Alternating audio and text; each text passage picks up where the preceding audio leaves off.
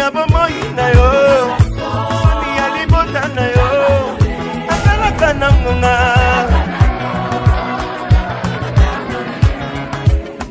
Eklezia etinda nzembo, ya ya ya.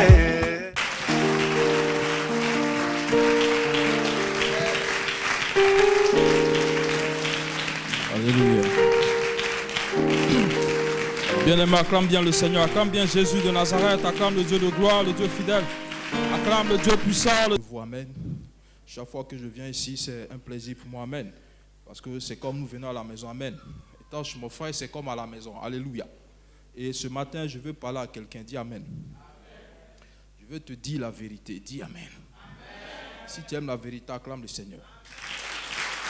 Alléluia. Amen. Vous savez, la Bible dit tu connaîtras la vérité et la vérité t'affranchira. Si tu ne connais pas la vérité, tu ne peux pas être affranchi. Alléluia.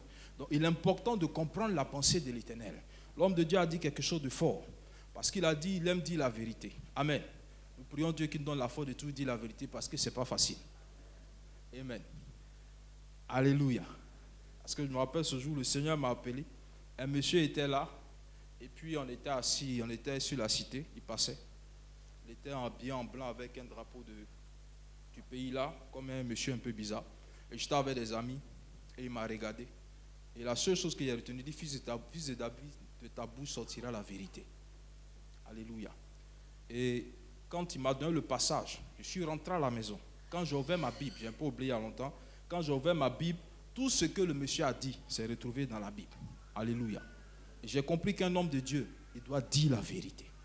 Même si ça doit faire mal, il doit dire la vérité. Il y a des vérités que tu vas dire aux gens. Je me rappelle des gens qui soutenaient le ministère. Dieu me dit, va leur parler. Il dit, Seigneur, si elle parle à la personne, elle ne va plus me donner son argent. Elle va partir. Il dit, fils, parle. J'ai dit, bon, je vais arriver. Si jamais une situation se crée, je vais parler. Parce que là, c'est compliqué. Alléluia. J'arrive, je vois la sœur. Elle m'explique un songe. Et le songe qu'elle explique, ça correspond à ce que Dieu a dit de lui dire. Ah! Seigneur, ça c'est qu'elle a fait ça. Alléluia. On ne gagne pas soutien. Un seul soutien. Tu veux gâter affaire. Alléluia, j'étais coincé. Et j'ai fini par dire à la sœur, tu veux la vérité. Vous savez, quand le chrétien est dans les problèmes, non, papa, il faut dire. Moi, je veux. Je suis fatigué. Ce que Dieu a vu là, il faut dire. Tu es sûr? Non, je veux. Amen. Ma fille, voilà de quoi il est question. On a fini de dire la vérité, elle a été d'accord, on a prié. La même fille va gâter mon nom après pour dire le pasteur de laisser mon mari. Alléluia. C'est une longue histoire, on ne va pas rentrer dans les détails. Elle était un monsieur en concubinage. Amen. Elle a fini par gâter mon nom. Pourtant, ce jour-là, elle voulait la vérité. Or, ce qui a été dit, c'est ce qui est en train d'arriver. Et puis après, elle m'envoie un message sur WhatsApp. Il a dit, mais tu es quitté où? Papa, comment ça va? Tu as oublié ce que tu m'as laissé. Donc, tu veux venir facilement. Jésus est mort pour nous à la croix. Mais ce n'est pas sûr que je meurs pour toi à la croix. Alléluia. Tu m'as oublié. Non, je suis enceinte de temps en temps. Parce que quand ça chauffe, on se souvient de ce que l'homme de Dieu a dit. Oh, tu m'as laissé, tu m'as abandonné. Alléluia. Dieu merci, je ne suis pas mort. Parce que si c'est sur toi ce que je comptais, il y a longtemps, j'étais foutu. Mais comme Dieu est réel et qu'il est capable d'agir, parce qu'il y a 7 milliards de personnes sur la terre. Si toi tu ne fais pas, il est capable de toucher quelqu'un même aux États-Unis pour me bénir. Il est capable de toucher quelqu'un même en Chine. Un Chinois, il va me bénir au nom de Jésus-Christ. Alléluia. Donc dis la vérité à quelqu'un. Amen. N'aie pas peur. Si tu as foi en Jésus, tu dis la vérité. Alléluia. Tu es d'accord, moi, acclame le Seigneur. Ce matin, le thème que je vais développer par l'Esprit de Dieu, quand l'homme de m'a appelé pour toucher un thème, je dis, Seigneur, qu'est-ce que je vais dire à ton peuple? Mais il parle de la fidélité. Amen. Donc le thème ce matin, c'est un homme fidèle. Alléluia. Je prie Dieu qu'il nous donne le temps de pouvoir vraiment toucher ça et qu'on soit dans le temps. Amen. Le thème ce matin, c'est un homme fidèle. Dis un homme fidèle. Un homme fidèle, c'est une personne ferme. Ferme. Une personne ferme. Alléluia. Une personne ferme qui garde la confiance ou encore la foi à une personne ou à une cause. Bien écoutez la définition. Un homme fidèle, c'est une personne, n'est-ce pas, Ferme. Quand on dit ferme, quelqu'un qui est ferme, c'est quelqu'un, quelle que soit la tempête, quelles que soient les perturbations, quel que soit ce que la personne entend, elle demeure ferme. Alléluia. Et qui garde la foi. La foi en qui? En une personne. Alléluia. Ou une cause. Amen. On va voir rapidement quelques attributs d'un homme fidèle. Alléluia. Je vais essayer d'aller rapidement de coincer parce qu'il y a beaucoup d'attributs. Mais je vais prendre juste quelques attributs. Alléluia. Parce qu'on ne pourra pas développer tout aujourd'hui. Amen. Donc juste quelques points. Un homme fidèle, c'est un homme serviable. Je vais rapidement comprendre. Amen. Un homme fidèle, c'est un homme serviable. Première qualité d'un homme fidèle, le serviable. Alléluia. Mais je vais poser la question à quelqu'un ce matin. Dans cette église, qui tu sais? Je veux des gens pour me répondre. Dans cette église, tu sais qui? Je veux quelqu'un pour me répondre, quelqu'un de courageux. Je veux un homme fidèle, pas un infidèle. Tu sais qui dans cette église? Elle dit le pasteur, oui. Tu sais Jésus, oui, qui encore? Troisième personne rapidement. Tu sais qui dans cette église? Oui. Tu sais Jésus de Nazareth. Alléluia. Est-ce qu'on peut acclamer le Seigneur pour les frères? Alléluia. Prends 1 Roi 19, verset 19. Quelqu'un va prendre 1 Roi 19, verset 19. Et il va lire.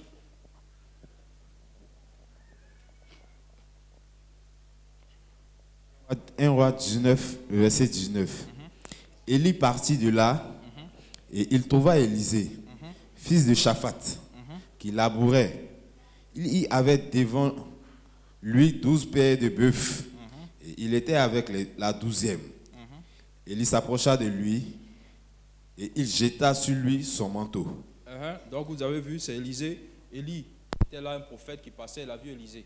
Et il a jeté son manteau sur Élisée. Vas-y.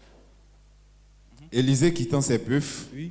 courut après Élie et dit, laisse-moi embrasser mon père et ma mère et je te suivrai. Amen. On n'aura pas le temps de développer, mais je vais toucher un point. Mais vous comprenez que dès que le gars a reçu le manteau, il dit, laisse embrasser mon père et ma mère, je te suivrai. C'est-à-dire, Élisée était quelqu'un de très, c'est-à-dire, il avait un esprit vraiment ouvert. Il a compris tout de suite ce que le prophète voulait poser comme action. Un prophète, c'est un homme qui pose des actions. Alléluia, vas-y. Et après, Vas-y. Élie partit de là et il trouva Élisée, fils de Shaphat. Verset 20. Élisée, quittant ses bœufs, courut après Élie et dit, laisse-moi embrasser mon père et ma mère et je te suivrai. Élie lui répondit, va et reviens, car pense à ce que je t'ai fait. Après s'être éloigné d'Élie, il revint prendre une paire de bœufs qu'il offrit en sacrifice. Avec l'attelage des bœufs, il fit cuire leur chair et la donna à manger au peuple. Ok, c'est-à-dire vous constatez que Élisée, c'est un homme qui aime beaucoup les sacrifices. Un homme fidèle, c'est quelqu'un qui n'a pas peur des sacrifices. Continue.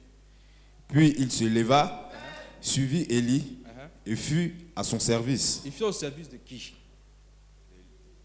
Non, répondez bien. Je sais qu'il y a des intellectuels ici. Ça, c'est pas fait des ribaba révélations. C'est écrit. Élisée fait au service de qui? Élie. D'accord. Donc nous comprenons que Élie avait son ministère. Il a touché un fils, comme Jésus a touché les disciples. Alléluia. Et Élie a commencé à suivre Jésus. Élisée a commencé à suivre Élie. Alléluia. Mais il a commencé à servir qui? Il a commencé à servir Élie dans quoi? Son ministère. Donc il servait qui? Alléluia. Je repose la question. Ici, tu sais qui? Non, il faut bien répondre. Ah, ou bien c'est compliqué. Ah. C'est compliqué. On va détailler ça, pas de problème. La parole est la vérité. La parole est la lumière. Ici, tu sais qui? Ah. Parce que Élisée a commencé à servir Élie dans son ministère. Donc il servait Élie. Eh bien, c'est moi. On dit il fut à quoi? À son service. Quand il a appelé.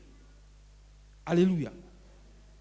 Donc celui que tu sais ici d'abord, avant de servir Jésus de Nazareth, avant de servir le Dieu tout-puissant, glorieux, extraordinaire, qui a fait les cieux et la terre, tu sers d'abord un homme. Tu pensais que tu allais acclamer le Seigneur, mais tu n'es pas d'accord. Je veux choquer quelqu'un ce matin, alléluia. Parce que je sais que ça c'est bizarre dans l'esprit des gens. Allons à l'église, on va servir Dieu. On va au culte dimanche, on va servir Dieu. C'est bon, tu sers Dieu. Je n'ai pas dit que tu ne sais pas Dieu. Mais je suis en train de te faire comprendre. Dans ton entendement, celui que tu dois servir d'abord, c'est le pasteur. Quand tu viens à l'église, tu sers un homme. C'est pour ça que je dis qu'il faut bien comprendre la définition. Un homme fidèle, c'est une personne ferme qui garde la confiance ou la foi en une personne. Parce que je suis en train de te choquer, mais Jésus a vécu sur la terre en tant que qui? Les disciples faisaient quoi? Ils savaient qui? Donc pourquoi ça te choque? Ah? Tu connais la parole? Jésus a vécu sur la terre en tant que qui? Il a vu Pierre qui était un pécheur. Il dit, viens me suivre. Élie a vu Élisée, il a jeté son manteau. Viens. Maintenant, il est au service de qui? Il est au service d'Élie. De la même manière, les disciples étaient au service de Jésus. Un disciple, c'est quelqu'un qui est serviable. Il sert. Un homme fidèle, c'est celui qui sert. C'est un disciple. Prends, on va voir quelque chose. Comment Jésus a envoyé les gens. Quand c'est ton disciple, tu peux l'envoyer, ou bien c'est faux. Tu peux dire à celui qui est là, lève-toi, viens t'asseoir ici. C'est le disciple. Qu'est-ce qu'il fait? Il va obéir. On viendra, on va toucher un autre point. Prends Matthieu 10, verset 16. Si quelqu'un n'est pas ton fidèle, il n'est pas fidèle, il n'est pas un serviteur, tu peux l'envoyer. Tu peux te lever, aller prendre un gars qui est assis dans son coin pour dire, bon, toi, va me faire tel coup, tel coup. Tu es courageux, tu peux faire ça. C'est parce qu'il te sert. Tu sais qu'il va t'obéir. Donc, tu peux lui dire, toi, fais telle chose. Toi, fais comme ça. Toi, fais comme ça. Alléluia. C'est de la même manière quand on est dans une bergerie, le berger qui est là, qu'est-ce qu'il fait? Les moutons sont là. C'est lui qui les conduit. C'est lui qui les dirige. Il va prendre son bâton pour dire au mouton, rentre ici. Le mouton va dire, C'est que tu es un mouton rebelle. Un mouton infidèle. Qui n'aime pas son pâturage. Alléluia. Vas-y. Matthieu 10, 16. Matthieu 17. Allez, prêchez et dites, le royaume des cieux est proche. Guérissez les malades, ressuscitez les morts, purifiez les lépreux. Regardez ce que l'homme Jésus dit. Chassez les démons. Vous avez reçu. Excuse mon fils. Il dit quoi? L'homme Jésus dit quoi? Il dit allez, il les envoie. C'est pas ça? Allez, guérissez les malades, chassez les démons. Il entend de donner quoi? En tant que père, en tant que berger, il a choisi les disciples. Il dit allez, faites ceci, faites cela, faites cela. Et qu'est-ce que les disciples ont fait? Vas-y, continue. Guérissez les malades, ressuscitez les morts, purifiez les lépreux, chassez les démons. Vous avez reçu gratuitement, donnez gratuitement. Il dit ici au verset 16, Matthieu 10, 16, il dit, voici, je vous envoie comme des brebis. Je vous envoie comme des brebis au milieu des agneaux. Soyez donc prudents comme des serpents et simples comme des colombes. Il envoie. Alléluia. Donc, les gens servent d'abord la personne de Jésus. Est-ce que parle à quelqu'un ce matin? Amen. Donc, quand tu sers dans une église, celui que tu sers d'abord, c'est l'homme de Dieu, le pasteur. Et à ma connaissance, il n'y a pas deux leaders ici. Parce que quelqu'un est en train de dire, mais je suis du centre évangélique Ebenezer. Alléluia. Donc il y a le fondateur. Lui c'est le père, il est le grand-père. Parce que c'est son père spirituel. Dans la vie, il ne faut pas déplacer les bonnes. Il est le père de cette église. Là-bas, c'est le père spirituel du pasteur.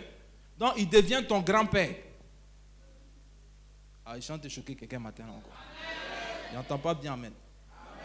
À partir du moment où il devient le grand-père, avant de voir le grand-père, tu dois voir le père. Donc tu ne peux pas sauter le père pour aller voir le grand-père. C'est que toi, tu n'es pas fidèle. Le grand-père ne peut pas sauter le père pour venir voir le fils. Est-ce qu'il parle bien à quelqu'un? C'est pour te dire que si le père te dit quelque chose, le grand-père te dit quelque chose, tu dois voir le père avant de faire quoi que ce soit. Si tu veux faire quelque chose sur le grand-père, tu dois voir le père avant de faire quoi que ce soit. Parce que c'est la bonne qui est ici. Tu ne peux pas déplacer les bonnes. Le grand-père peut venir intervenir. Il finit, il s'en va. Si tu as dit quelque chose, tu vois le père. C'est lui qui est ici. Bien aimé, je suis directeur de société, j'ai mis des succursales. Le directeur travaille. Je ne peux pas sauter le directeur pour venir voir un employé. Je ne respecte pas mon directeur. Dans la vie, c'est une question d'organisation, une question de bonne. Quand on place quelqu'un, c'est parce qu'on lui fait confiance. Quand on place quelqu'un, c'est parce qu'on croit en lui et qu'on sait qu'il est capable de gérer. Est-ce que c'est pas là quelqu'un ce matin? Donc un homme fidèle, c'est un homme serviable. Alléluia. Un homme fidèle, c'est quelqu'un qui est loyal. Il est loyal. Il ne te trahit pas. Il n'est pas en train de te suivre et puis il attend l'occasion. Quand tu ne fais pas attention, quand tu tournes ta tête, Yakuto dit non, j'étais en train de... C'est-à-dire que, frère, Yakuto dans ta main, dans mon dos. Tu fais quoi? Non, c'est-à-dire que je cherchais une mouche. On prend un couteau pour tuer une mouche. Est-ce que parle à quelqu'un ce matin? Tu as dit que tu aimais la vérité. On dirait que tu n'aimes pas la vérité. La vérité ne fait pas plaisir à quelqu'un. Jésus regarde ses disciples et dit, vous n'êtes même pas encore intelligent. Vous, vieux comme ça, Pierre, tu es vieux, tu n'es pas encore intelligent. Homme de peu de foi. Homme de peu d'instruction. Si c'est quelqu'un qui va dire, mais le pasteur est pas mal. Comment Jésus, toi petit frère, tu parles mal, hein? C'est pour ça que quand Pierre suivait Jésus, il a posé la question. C'est pas affaire, il a demandé à Jésus, hey, petit frère, moi j'étais un enfant. Ici, un père de famille, j'ai des enfants. J'ai laissé pêche. Bon, on te suit, on gagne quoi? J'aime trop Pierre parce qu'il est direct. Moi, j'aime les gens comme ça. Il est franc. Il dit, Jésus, on te suit, on gagne quoi? Amusement à part, je ne veux pas travailler cadeau. Hein? Est-ce que parle à quelqu'un ce matin? Il est serviable, il est loyal. Il ne peut rien faire sans consulter le Père. La Bible dit, Jésus ne fait rien sans consulter qui? Son Père. Il fait tout de par le Père. Donc c'est l'image qui montrait qu'en tant que vous me servez, mais derrière ça, vous servez mon Père parce que je fais tout ce que mon Père me demande de faire. Donc un homme de Dieu qui est établi, qui est le pasteur, c'est ce que Dieu va lui demander de faire qu'il va faire. Il ne peut pas faire autre chose. C'est que toi, tu n'es pas réel, tu ne sais pas Dieu. Parce que la Bible dit que ceux qui servent Dieu sont conduits par l'Esprit de Dieu. Ce qui veut dire que quand l'homme de Dieu donne une instruction, ça vient de Dieu, ça ne vient pas de lui. Est-ce que parle à quelqu'un? C'est pour ça que quand nous sommes en train de prêcher étant ici, ce n'est plus nous-mêmes. Deux fois on finit dans les révélations, tu vas me voir après pour dire, homme de Dieu, tu as dit quoi? J'ai dit, gratte ma tête. Je ne sais plus ce que j'ai dit. Parce que quand j'étais là, l'esprit était là. Maintenant, quand j'ai fini, c'est mon clos. La chair qui veut boire un peu d'eau pour respirer. Est-ce que parle à quelqu'un? Donc l'homme de Dieu qui est par l'esprit qui prêche. Regardez, l'image n'a pas changé. Dans les temps anciens, Moïse allait à la montagne. Il prenait les lois et puis venait transmettre au peuple. Ou bien c'est faux? C'est de la même chose. L'homme de Dieu va à la montagne, il se consacre. Et puis quand il vient à la chair, il dit, bon fils, les enfants, je vous donne les instructions du Père. Et puis il donne le message. C'est l'instruction qu'il a reçue du Père qui vient transmettre. Ce qui veut dire que quand toi tu n'agis pas selon ce qui a été dit, c'est que tu es un homme comment? Non, il faut bien dire, il faut bien dire. Tu es rebelle et tu es infidèle. Parce que si tu respectes, tu vas faire ce qu'il te demande de faire. Ou bien c'est faux. On dit jeûne de 3 jours pour l'église. Toi, tu n'es pas concerné. Bon, l'homme de Dieu a reçu du Père une instruction de Dieu. Je vais vous dire une chose. Il y a une servante de Dieu, une maman qui avait fait 3 jours dans l'église. Amen. Elle a fait le jeûne. Et quand elle a fini de faire son jeûne, elle a fait son jeûne personnel. Parce que Dieu m'a dit de jeûner pour moi. Il y a des gens, Dieu les parle fort. Dieu m'a dit de jeûner pour moi. Alléluia. Donc elle a jeûné pour elle. Et quand elle a fini de jeûner, qu'est-ce qui va se passer?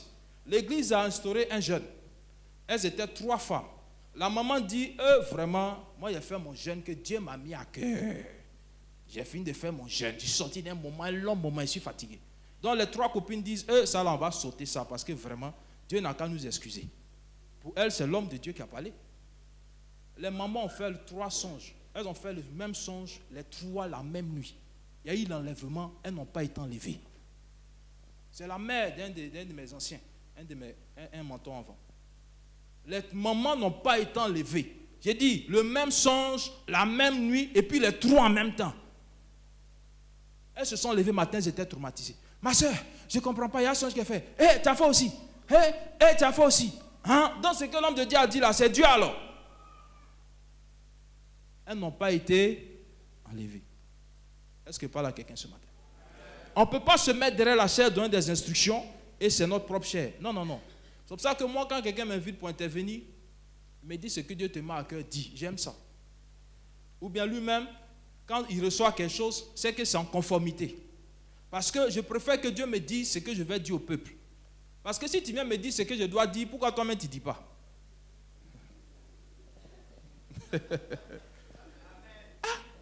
Si ce que doit venir dire, tu me dis non, viens dire ça. Parle comme ça, parle comme ça. Pourquoi toi-même tu ne viens pas parler comme ça? Bizarrement, tu envoies. Est-ce que parle à quelqu'un? Alléluia. C'est ça. Donc, fiable. Deuxième point. On va aller rapidement. Deuxième point, il est vrai. Alléluia. Bon, je vais toucher 2 points. Compte tenu du temps, je vais condenser les points. Amen. Vous savez, il est vrai et il est obéissant. Alléluia. J'ai touché un peu les 2 points rapidement. Amen. Il y a beaucoup de choses. Donc, il est vrai et puis il est obéissant. Un enfant, un homme fidèle, c'est un homme obéissant, c'est un homme vrai. Quand on parle de vrai, c'est-à-dire en lui, il y a la sincérité. Il ne marche pas avec toi par hypocrisie. Il ne te suit pas par hypocrisie. Il t'aime réellement. Vous savez, dans le ministère, quand tu aimes un père réellement, la grâce qui est sur sa vie s'attache à toi facilement. Il n'a même pas besoin de t'imposer les mains. Si tu l'aimes, que tu pries pour lui, la grâce qui est sur sa vie s'attache à toi rapidement. Ce n'est pas une question de ribaba, de coco. Non, non, non. Il faut l'aimer. Il faut penser à lui. Pense à lui. C'est-à-dire, prie pour lui. Souviens-toi de lui. Dans toutes tes prières, pense à lui. Tu l'aimes naturellement. J'ai dit naturellement, je n'ai pas dit amour, amour. Parce que même si c'est un joli garçon, même si c'est un bluffeur, c'est un sapeur, frère, il y a quelque chose qui te bloque. Est-ce qu'il parle à quelqu'un?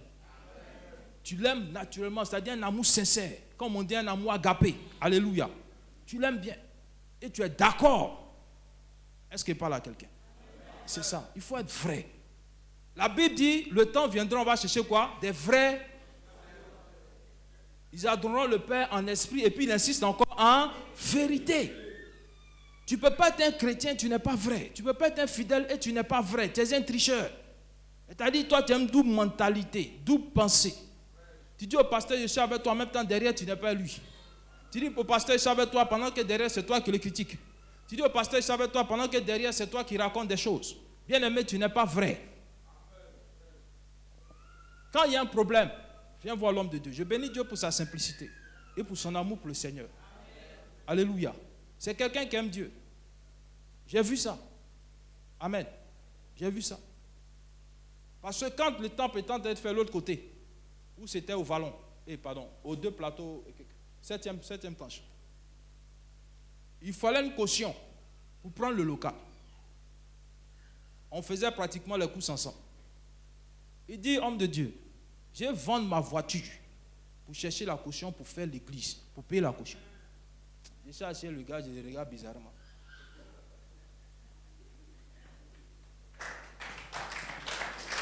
Est-ce que pas la tête? Je vais vendre ma voiture. Là, rapidement, on va faire. Ah, frère, l'œuvre de Dieu la main, je ne comprends plus rien. Comme quelqu'un dit, c'est pour toi ou bien c'est pour Dieu? Pourquoi Dieu n'envoie pas l'argent? Toi, tu vas ta voiture. Alléluia. Il est prêt à se priver de ça. J'ai dit, le gars la main, il faut te calmer. Dieu fait grâce. Le gars crie à Dieu. Dieu a fait grâce. La voiture a été sauvée, amen. Au moins. Si elle serait vendu quelque part là-bas. Alléluia. Après encore ici, on va à la maison. Il dit, Bishop, le split là, on va à l'église parce que tu vas prendre split. Toi, tu n'aimes pas climatiser. J'ai envoyé ça à l'église parce qu'il faut qu'il y ait la climatisation. On se lève encore, on s'en va faire achat. Vrou, Trècheville, on arrive. Le gars sort l'argent, je regarde l'argent. Je le regarde. Il dit, non, viens me faire une offrande. Bishop, allons payer les splits. Toi, tu ne peux pas venir faire comme les autres pasteurs. Alléluia. Ribabaro, Kotobosha. Je veux 3 personnes. 4 personnes. 5 personnes. Cotiser.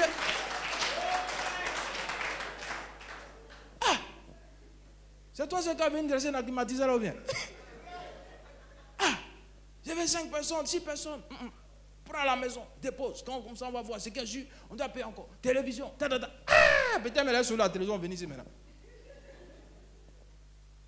Il aime Dieu, il est prêt. Est-ce que parle à quelqu'un? Je connais des égouts, le bishop vient à la chair et puis dit, alléluia, soyez bénis les fils, ma facture fait 15 000, il faut quelqu'un pour payer. Qui paye ma facture? Non, c'est rien. Il y a une église quelque part, l'homme de Dieu, le frère me voit dire le pasteur le message, je ne comprends pas. On paie le local. Quand à la fin du mois, on paie le local, il répète quelqu'un, il arrête le culte. En plein culte, il arrête l'adoration, il dit arrêtez de louer Dieu, c'est arrêtez ça. Bon, les responsables, vous êtes comme allez dedans. Rentrez au bureau. Faites sortir l'argent du local, sinon vous ne sortez pas. Wari Baba là, c'est là-bas, restez là-bas. Et puis il attend. Il faut qu'on paie le local aujourd'hui. Ribaba là, c'est dedans. Attendez. Là-bas, arrêtez culte. Il n'y a pas culte. Oh, sérieux, le frère me dit, je comprends pas. Et puis il paraît que le pasteur c'est un ancien Zigueï. Non, lui, c'est un ancien gars de la maison. Donc imagine-toi un peu.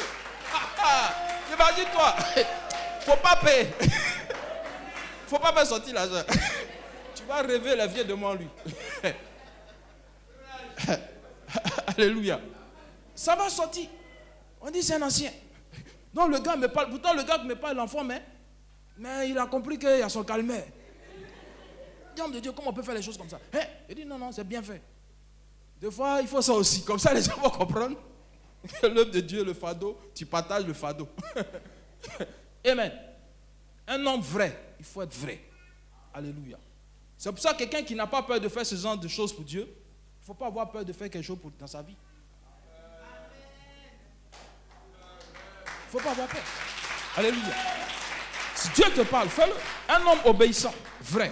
Prends rapidement 2 Rois 12, verset 12. Il y a des gens à qui Dieu met des choses à cœur, mais qui tardent. Ils ont peur. Ils réfléchissent. Le chrétien, quand il s'agit de venir voir le pasteur pour prier, ne va jamais demander l'avis de Dieu. Est-ce que Dieu est dedans? Mais s'il s'agit de faire quelque chose pour l'église bien dans la vie de l'homme de Dieu, aujourd'hui je parle du pasteur. Alléluia. La fidélité à un homme d'abord. Il faut comprendre ça. Si tu n'es pas fidèle à un homme, ce n'est pas Dieu, tu seras fidèle. La Bible dit, si ton frère qui est là, que tu vois, tu ne lui fais pas du bien, tu dis tu aimes Dieu, tu es un menteur. Tu n'aimes pas ton pasteur, tu dis tu aimes Dieu. Frère, c'est quelle église tu pries?